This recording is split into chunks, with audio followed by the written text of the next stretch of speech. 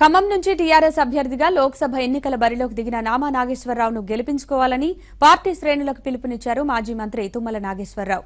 టీడీపీని వీడి టీఆర్ఎస్ లో చేరిన నామా నాగేశ్వరరావుకు లోక్సభ టికెట్ కేటాయించడంతో జిల్లాలోని పార్టీ శ్రేణులతో మమేకమవుతున్నారు. వైరాలో టీఆర్ఎస్ ముఖ్య నేతల సమావేశంలో నామాతో పాటు తుమ్మల నాగేశ్వరరావు పాల్గొన్నారు. మారిన రాజకీయ పరిస్థితుల్లో మనం కూడా మారాలంటూ తుమ్మల నాగేశ్వరరావు పార్టీ శ్రేణులకు సూచించారు.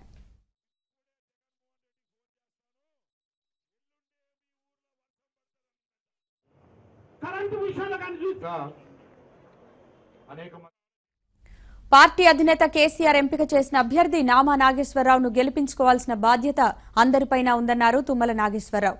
రేపు నామా నాగేశ్వరరావు నామినేషన్ వేయనున్న తరుణంలో టీఆర్ఎస్ బలం చూపించాలని పార్టీ శ్రేణులకు పిలుపునిచ్చారు తుమ్మల.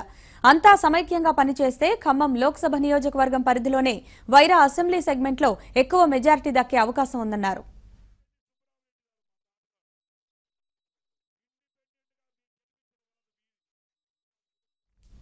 తుమ్మల నాగేశ్వరరావు, నామా నాగేశ్వరరావు వీళ్ళిద్దరూ ఒకప్పుడు టీడీపీలో ఉండేవారు. ఆ పార్టీలో కీలక నేతలుగా రాణించారు. కానీ ఒకరంటే ఒకరికి పడేది కాదు. ఆ క్రమంలోనే తుమ్మల పార్టీని వీడారు. 2014 ఎన్నికల తర్వాత టీడీపీకి గుడ్ బై చెప్పి టీఆర్ఎస్ లో చేరారు తుమ్మల. ఆ తర్వాత మంత్రి పదవి దక్కించుకున్నారు. గత డిసెంబర్లో జరిగిన అసెంబ్లీ ఎన్నికల్లో తుమ్మల ఓడిపోయారు.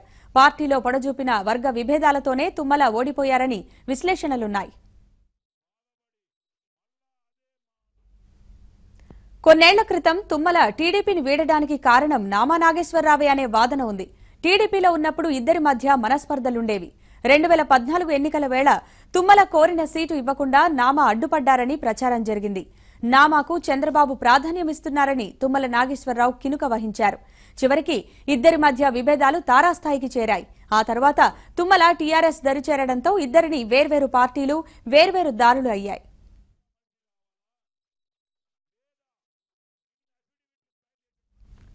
2009లో టీడీపీ టికెట్పై ఖమ్మం ఎంపీగా ఎన్నికైన నామా నాగేశ్వరరావు 2014లో పొంగులేటి శ్రీనివాసరెడ్డి చేతిలో ఓటమి చవిచూశారు. గత డిసెంబర్లో జరిగిన ఎన్నికల్లో ఖమ్మం నుంచి అసెంబ్లీకి పోటీ చేసి ఓటమి పాలయ్యారు. మొన్నటి వరకు టీడీపీలోనే ఉన్న నామా నాగేశ్వరరావు 3 నెలల్లోనే ఆ పార్టీని వీడి గులాబీ కండువా కప్పుకున్నారు.